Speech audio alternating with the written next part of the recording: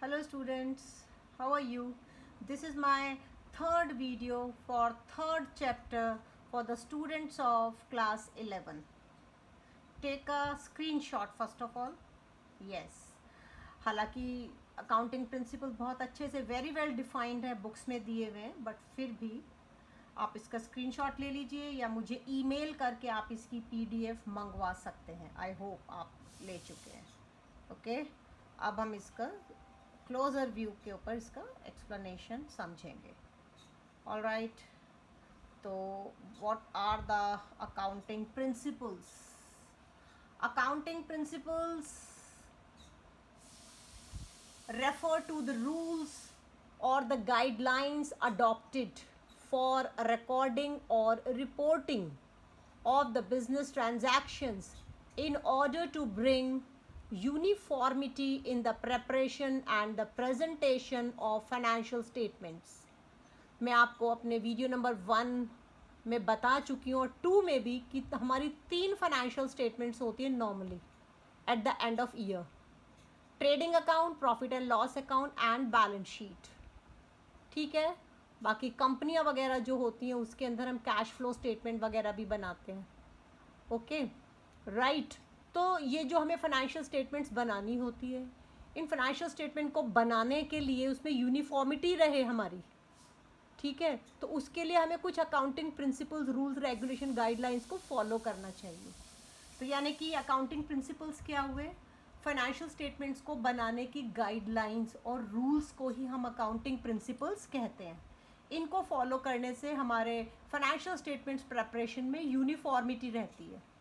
Okay, तो जो accounting principles हैं इसमें से कुछ को हम प्रिंसिपल्स कहते हैं और कुछ को हम अजम्पशंस भी कहते हैं. तो सबसे पहले मैं आपको अजम्पशंस एक्सप्लेन करना चाहूँगी, क्योंकि मैंने वीडियो के एंड में लिखी हुई है, स्लाइड के एंड में 3 अजम्पशन. ओके, अजम्पशन सिर्फ 3 मैं यहाँ एक्सप्लेन कर रही हूँ, बाकी के 10 प्रिंसिपल्स होंगे. तो पहली जो अजम्पशन है वो मैं ये पढ़ना चाहूँगी, going concern assumption. Going concern assumption specifies that it is assumed that the business shall continue for an indefinite period of time and there is neither any intentions nor any necessity to close down the business or scale down its operations significantly.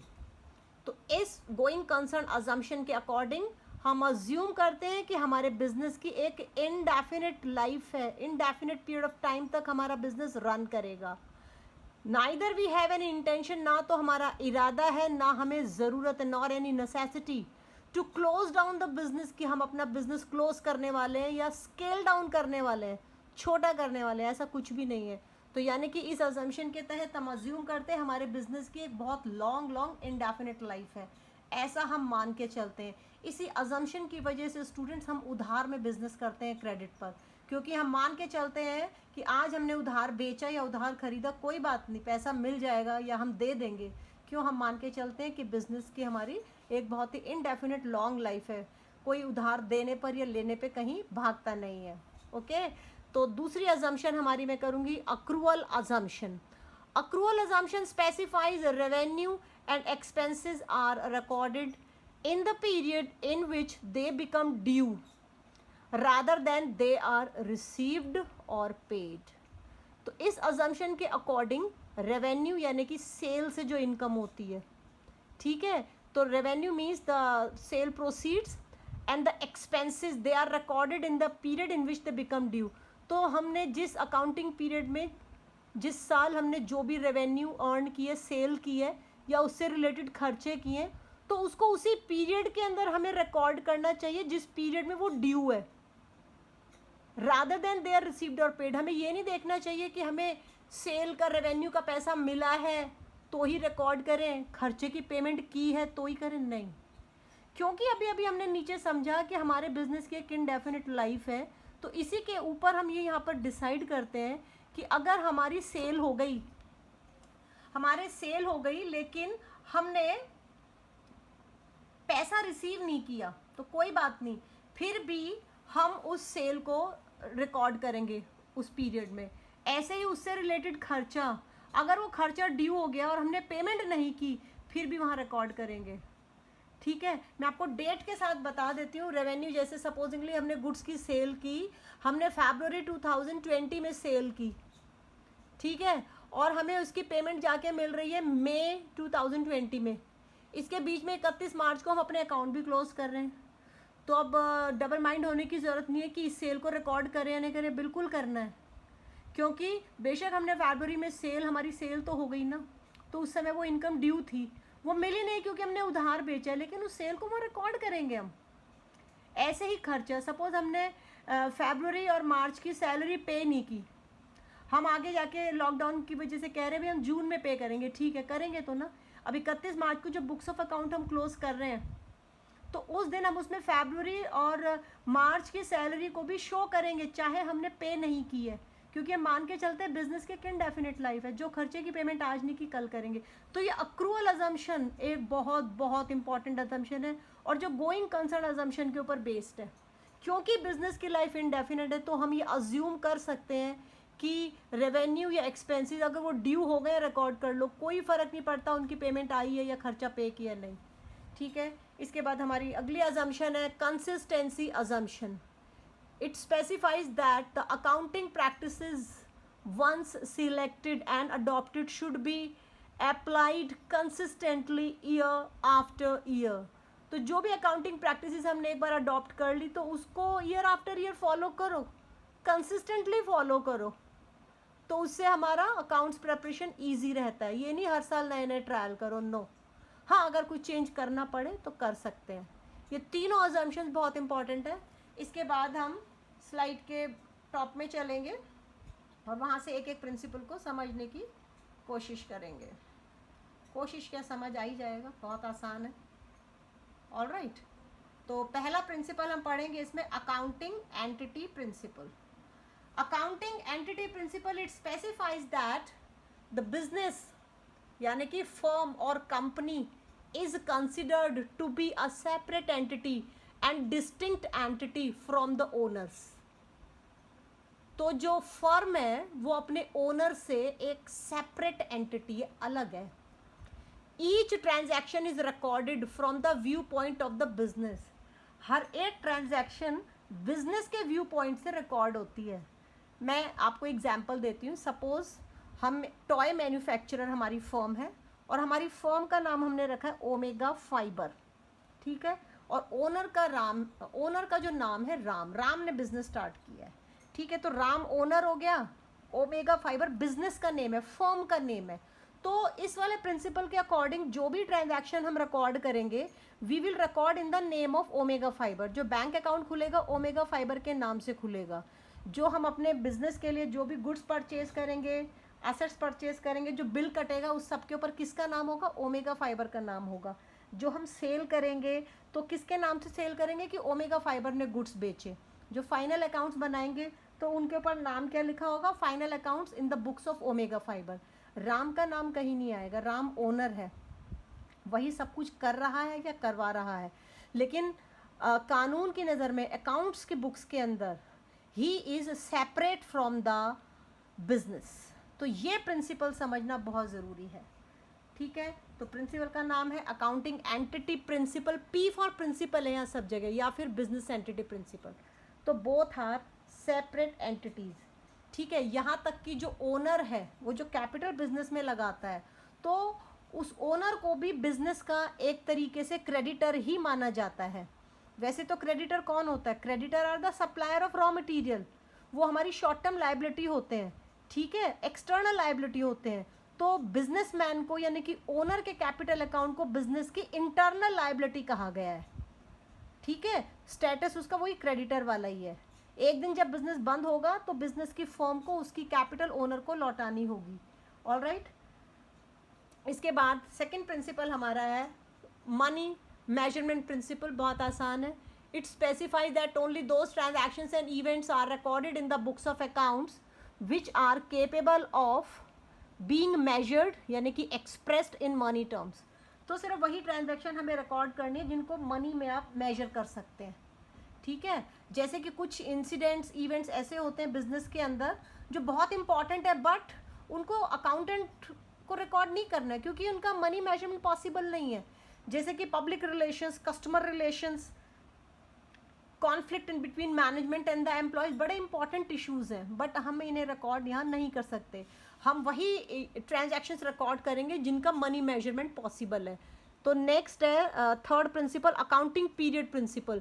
अभी हमने नीचे assumption की थी ना कि हमारा business का एक इनडेफिनिट लाइफ है, गोइंग कंसर्न अजम्पशन के अकॉर्डिंग सबसे नीचे किया था। तो उसी के बेसिस पे हमारे बिजनेस की बहुत लंबी लाइफ है। अब बिजनेस की बहुत लंबी लाइफ है तो बिजनेस चलाने से हमें प्रॉफिट हो रहा है, लॉस हो रहा है, उसकी फाइनेंशियल पोजीशन क्या है, ये भी तो टाइम टू टाइम जानने की ज़रूरत है ना। तो टाइम टू टाइम अपने बिजनेस के प्रॉफिट लॉस, फाइनेंशियल पोजीशन को असेस करने के लिए बिजनेस की लाइफ को छोटे छोटे पीसेस में डिवाइड किया जाता है, टाइम पीरियड्स में। तो उस टाइम पीरियड को हम अकाउंटिंग पीरियड कहते हैं। तो देखें क्या लिखा है, this principle specifies that the economic life of an enterprise is split into periodic intervals known as the accounting period so that its performance is measured at regular interval. Financial year beginning on 1st April ending on 31st March of the next year is generally followed accounting period. और हमारे देश का जो taxation authorities है उन्होंने भी compulsory किया है कि जो देश का फाइनेंशियल ईयर है 1 अप्रैल से 31 मार्च तक, वही हमें अपना एज अकाउंटिंग पीरियड भी फॉलो करना चाहिए। हमारे देश के अंदर कैलेंडर ईयर को भी अकाउंटिंग पीरियड फॉलो करते हैं लोग, मतलब 1 जनवरी से 31 दिसंबर तक। और फेस्टिवल टू फेस्टिवल, दिवाली से दिवाली, ओणम से ओणम, अलग अलग स्टेट में अलग अलग मान्यता है, तो उनको भी वो अपना अकाउंटिंग पीरियड फॉलो करते हैं। लेकिन टैक्सेशन अथॉरिटी सिर्फ फाइनेंशियल ईयर को जो है अपना एक्सेप्टेंस देती है। फोर्थ प्रिंसिपल है फुल डिस्क्लोजर प्रिंसिपल। तो full disclosure principle very easy, it says specifies that the financial statements should completely disclose all significant information relating to the economic affairs of the enterprise in order to ensure reliability and transparency of the information. जो information अपने final accounts में हम दे रहे हैं वो information reliable है और transparent है। ये किस बात से सिद्ध होगा कि जब हम each and every important information we are disclosing, disclose करना मतलब इन्फॉर्मेशन को देना, सप्लाई करना। तो हमारी अकाउंटिंग स्टेटमेंट में सारी इन्फॉर्मेशन हमें डिस्क्लोज करनी चाहिए, तभी हमारी स्टेटमेंट्स रिलायबल भी होंगी और ट्रांसपेरेंट भी होंगी। Sixth principle, principle of prudence और conservatism principle. This is a very very important useful principle. वैसे तो सारे ही यूजफुल और इम्पॉर्टेंट हैं, ठीक है। So according to this principle, this principle specifies that all prospective losses should be recorded in the accounts, but all anticipated profit should be ignored, right? Future में तो once again read कि all prospective losses should be recorded। Future में कुछ losses होने वाली हैं तो उनके लिए पहले से उनको रिकॉर्ड करना है, हमें प्रोविज़न बनाना है कुछ ना कुछ। और अगर फ्यूचर में पॉसिबल प्रॉफिट से, एंटिसिपेटेड प्रॉफिट से, प्रॉफिट होने की संभावना है, उसको हमें इग्नोर करना है, अकाउंटिंग ये कहती है, ठीक है। अगर फ्यूचर में हमें लगे कि लॉकडाउन की वजह से अभी आगे गवर्नमेंट जाके कुछ सब्सिडीज़ देगी, तो उसके लिए हमें पहले से ही उम्मीद नहीं लगानी चाहिए, उसको इग्नोर करो। लेकिन अगर फ्यूचर में हमें क्या क्या लॉसेस हो सकती हैं लॉकडाउन की वजह से, क्या क्या सेल डाउन आएगा, ये डेटर्स पैसा नहीं देंगे, कुछ पैसा मर जाए, इस तरीके की जो पॉसिबल लॉसेस है उनको हमें कंसिडर करना है, ठीक है ना। ये प्रिंसिपल बहुत जगह जगह यूज़ होगा। यहाँ पर अकाउंटिंग, इसे मैंने एक जैसे अकाउंट दिया हुआ है, provision for bad and doubtful debt account. ये हम अपना एक अकाउंट खोलते हैं, हमारे जो डेटर्स हमें कभी कभी कुछ पैसा देने से मना कर देते हैं, लोगों की आदत होती है थोड़ा बहुत पैसा वो मार ही जाते हैं। सपोज 10,200 पेमेंट करनी थी हमारे डेटर ने, उसे सिर्फ 10,000 दिखा, 200 भूल जाओ। अब 200 कैसे भूल जाएं, भूलना तो नहीं है, उसको रिकॉर्ड तो करेंगे, लेकिन उसको एज अ लॉस रिकॉर्ड करेंगे, बैड डेट 200 रुपीज़। उस लॉस को कहाँ से कवर अप करेंगे, provision for bad debt account. तो हमने क्या करा था, इस प्रिंसिपल को फॉलो करते हुए अपना एक प्रोविज़न बना लिया था, provision for bad debt account. उसमें अपना प्रॉफिट डाल के सेव कर लिया था कि आगे कभी भी कोई ऐसी लॉस होगी बैड डेट की वजह से तो उस लॉस को वहाँ से कवर कर लेंगे। ऐसे बहुत अनेकों प्रोविज़न हम खोलते हैं। अगला प्रिंसिपल है हमारा कॉस्ट कॉन्सेप्ट और द हिस्टोरिकल कॉस्ट प्रिंसिपल। इसका मतलब this principle specifies that an asset is recorded in the books at the price paid to acquire it, and cost becomes the basis for its accounting in the subsequent accounting period. Okay तो इसके according जो भी हम अपनी assets को अपने books में show करते हैं वो कौन सी कॉस्ट पे शो करेंगे, जो प्राइस हमने पे किया है उस असेट को एक्वायर करने के लिए। तो यानी कि उस असेट को उसकी ओरिजिनल कॉस्ट के ऊपर ही हम हमेशा शो करेंगे। अगर हमने अपने बिजनेस का लैंड आज से 20 साल पहले 5 लाख का ख़रीदा था तो उसको 5 लाख का शो करेंगे। हमने कोई मशीनरी हमने 5 लाख की ख़रीदी थी आज से 5 साल पहले, तो मशीनरी डेप्रिशिएबल असेट है, तो हर साल हम उसका ओरिजिनल कॉस्ट शो करेंगे लेस डेप्रिसिएशन। जिन पे डेप्रिसिएशन लगेगा उनका डेप्रिसिएशन तो माइनस करना होता है, ठीक है। तो ये जो हमारा कॉस्ट कॉन्सेप्ट या हिस्टोरिकल कॉस्ट प्रिंसिपल है, ये this is based on the going concern assumption जो हमने सबसे पहले पढ़ी थी। हम मान के चलते हैं हमारे बिजनेस की एक इनडेफिनिट लाइफ है, हमारी असेट्स को हम लंबे समय तक यूज़ करते रहेंगे, जब तक आवश्यकता नहीं होगी उन्हें बेचना नहीं पड़ेगा। इसीलिए अपनी असेट्स को हमेशा हिस्टोरिकल कॉस्ट, उनकी ओरिजिनल कॉस्ट पर ही बुक्स में रिकॉर्ड करना है। तो ओरिजिनल कॉस्ट को हिस्टोरिकल कॉस्ट कहते हैं। ऑलराइट, अगला प्रिंसिपल है हमारा मैचिंग प्रिंसिपल। हाँ जी, 8th 9th 10th ये 3 करने हैं हमें। ओके तो 8th प्रिंसिपल है matching principal. Matching principal specifies that the expenses incurred in an accounting period should be matched with the revenues recognized in that period. Revenue का मतलब होता है सेल, ठीक है। अगर हमने एक अकाउंटिंग पीरियड में सेल की है 10 लाख रुपए की, उस 10 लाख रुपए की सेल को जनरेट करने के लिए हमने खर्चे भी किए होंगे, कुछ एक्सपेंसेस भी किए होंगे, तो वो सारे रिलेटेड एक्सपेंसेस हमें सेम अकाउंटिंग पीरियड में उस रेवेन्यू के साथ मैच करने होंगे। सपोज वो खर्चे थे हमारे 8 लाख, रेवेन्यू थी 12 लाख, तो सारे के सारे एक्सपेंसेस को कहाँ पे मैच करेंगे, सेम अकाउंटिंग ईयर। कैसे मैचिंग होता है, मैचिंग इस तरीके से होता है कि जो आपकी सेल या रेवेन्यू हुई है उसको आप ट्रेडिंग अकाउंट में लिख दो क्रेडिट में, और जितने सारे खर्चे हैं कुछ खर्चे ट्रेडिंग में लिखो, कुछ P&L में लिखो। तो वो सारे खर्चे रेवेन्यू में से माइनस होकर जो प्रॉफिट आएगा तो वो आपका फाइनल आउटकम होगा। तो ये तरीका होता है। तो मैच करने का मतलब क्या हुआ कि एक रेवेन्यू को अर्न करने से रिलेटेड जो भी एक्सपेंसेस आपने एक्चुअली में इनकर किए हैं, तो वो सारे आपको उसी अकाउंटिंग पीरियड में लिखने होंगे। अगला है हमारा revenue recognition principle. It specifies that the revenue must be recorded when a transaction has been entered into an obligation to receive it has been established. तो रेवेन्यू को हम कब रिकॉर्ड करें अपनी बुक्स में, रिकॉग्नाइज करना मतलब उसको लिखना, नोट डाउन करना। तो रेवेन्यू आपको पता है ये सेल्स प्रोसीड्स को कहते हैं, सेल से जो इनकम होती है। तो सेल प्रोसीड्स को revenue must be recognised when a transaction has been entered into, ठीक है। जैसे ट्रांजैक्शन हुई सेल उसको रेवेन्यू को लिख लो, मैं आपको पहले भी समझा चुकी हूँ, ठीक है। An obligation to receive it has been established. तो जैसे मैंने बताया था ना कि फरवरी में सपोज हमने सेल की है, गुड्स डिलीवर कर दिए, चले गए, और पेमेंट हमें मिल रही है मई के अंदर, तो इस बीच में 31 मार्च को अकाउंट्स भी बनाना है। तो सोच रहे हैं कि सेल को लिखना है, रिकॉर्ड करना है, यस। उस रेवेन्यू को हमें वहीं की वहीं फरवरी में ही रिकॉग्नाइज करना है, 31 मार्च की भी बात नहीं है। तो रेवेन्यू यानी कि सेल हो गई, ट्रांजैक्शन की एंट्री हो गई, गुड्स चले गए, ऑब्लिगेशन फुलफिल हो गया, तो उसको रिकॉग्नाइज करो, कोई बात नहीं, बाद में रिसीव कर लेंगे, ठीक है। तो जो नीचे अक्रूवल अजम्पशन हमने की थी, तो उस अक्रूवल अजम्पशन के बेसिस पर ही ये हमारा मैचिंग प्रिंसिपल बना है और ये रेवेन्यू प्रिंसिपल बना है, ठीक है। अब हमारा लास्ट है ड्यूअल एस्पेक्ट प्रिंसिपल, और इसको ड्यूअलिटी प्रिंसिपल भी कहते हैं, duality. This principle specifies that every business transaction has 2 aspects, a debit aspect and a credit of equal amount, ठीक है। तो हर एक बिजनेस ट्रांजैक्शन, फाइनेंशियल ट्रांजैक्शन, उसके 2 एस्पेक्ट हैं। एक अकाउंट उसमें कम से कम डेबिट होता है, एक क्रेडिट होता है। तो डेबिट और क्रेडिट का अमाउंट सेम होता है, ठीक है। जैसे कि सैलरी पेड की journal entry, salary account debit 10,000 to cash account 10,000। तो सैलरी एक अकाउंट को मैंने डेबिट किया 10,000 से, दूसरे को क्रेडिट किया 10,000 से। तो ड्यूअलिटी प्रिंसिपल के अकॉर्डिंग हमने ऐसा किया, ठीक है। तो हर एक जर्नल एंट्री में कम से कम एक लेजर अकाउंट डेबिट होगा और एक क्रेडिट होगा। तो यानी कि एक से ज़्यादा भी डेबिट हो सकते हैं, एक से ज़्यादा भी क्रेडिट हो सकते हैं, लेकिन इस पूरी ट्रांजैक्शन का total debit amount total credit amount के इक्वल होना चाहिए। आई होप आपको अच्छे से समझ आया। For a better understanding, read from your books, listen to this video again and again. Thank you very much.